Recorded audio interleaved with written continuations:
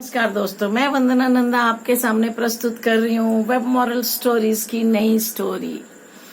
एक बार की बात है कि एक ब्राह्मण गंगा स्नान के लिए काशी जा रहे थे। रास्ते में उनको आराम की जरूरत पड़ी तो उन्होंने रविदास जी की कुटिया में आश्रय लिया। रविदास जी जो एक चमार का काम करते थे, चमड़ा बनाते और जूते बनाते। सुबह उन्होंने जब चलने लगे तो रविदास जी ने देखा कि उनके जूते फट रहे हैं। उन्होंने ब्राह्मण को कहा कि लाइए आपके जूते सिल देता हूँ और आप। वो बोले लेकिन मैं एक ही दमड़ी दूंगा। वो बोले ठीक है। उन्होंने उनको एक दमड़ी दी और रविदास जी ने पूछा लेकिन आप जा कहाँ रहे हैं। उन्होंने अपना बताया कि वो गंगा जी जा रहे हैं नहाने के लिए।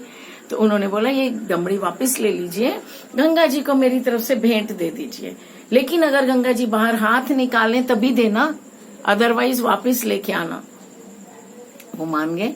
जब वो गए नहा रहे थे, उन्होंने गंगा जी को बोला कि रविदास जी ने आपके लिए दमड़ी भेजी है, आप अपना हाथ बाहर कीजिए, ये रविदास जी की भेंट स्वीकार कीजिए। गंगा जी ने झट अपना हाथ बाहर निकाला और वो दमड़ी ले ली। फिर गंगा जी प्रकट हुई और हाथ में एक कंगन, हीरे ज्वारात जड़ा हुआ कंगन उन्होंने ब्राह्मण को दिया और बोला ये मेरी तरफ से रविदास जी को भेंट करिएगा। दोस्तों, ये रिटर्न गिफ्ट था। तो वो घर गए, ब्राह्मण गए, थके हुए थे, रेस्ट किया, सो गए। जब वो सुबह उठे उन्होंने देखा कि कंगन तो बहुत महंगा है, हीरे ज्वारात जड़ा है। उन्होंने बोला ये मैं रविदास को नहीं दूंगा, इसको मैं बेच के अमीर हो जाऊंगा। उन्होंने वो कंगन राजा जी को बेच दिया। राजा जी ने वो कंगन रानी को भेंट किया। रानी जी को गुस्सा आया कि मुझे 2 कंगन चाहिए, एक अच्छा नहीं लग रहा हाथों में। उन्होंने वापस से ब्राह्मण को बुलाया कि एक कंगन और लाओ। अब वो कहाँ से लाएं? तो अब उन्होंने कहा कि नहीं तो हम तुम्हारी जान ले लेंगे। तो वो शर्मिंदा होके, लज्जित होके रविदास जी के पास जाता है, उनको बताता है कि आपके लिए जो कंगन लाया था वो मैंने बेच दिया, अब ये है। उन्होंने बोला परेशान मत हो, बैठो। वो बैठ गए। उन्होंने अपने पास ही एक शिला थी जिसपे जूते बनाया करते थे, बगल में एक पानी का कटोरा था। उन्होंने हाथ जोड़े, गंगा जी का आवाहन किया कि एक कंगन चाहिए, गंगा माँ एक कंगन चाहिए।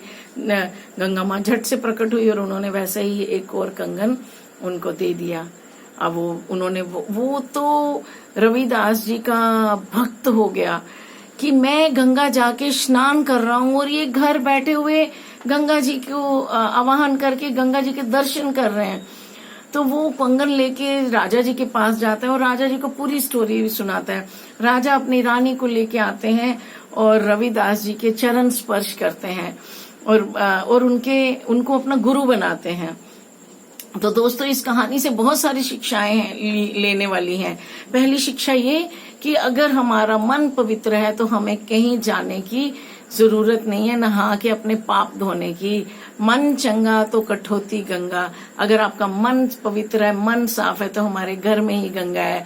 और दूसरी बात ये कि अगर आप चाहे कोई भी जाति के हो, नीच जाति हो, उच्च जाति हो, आप में भक्ति है, आप में नॉलेज है, तो कोई भी ब्राह्मण भी आपके सामने झुकेंगे, राजा भी आपके सामने झुकेंगे, तो पूरी दुनिया आपके सामने झुकेगी अगर आपके अंदर निस्वार्थ भाव की सेवा है और आप नॉलेज से भरे हुए हो।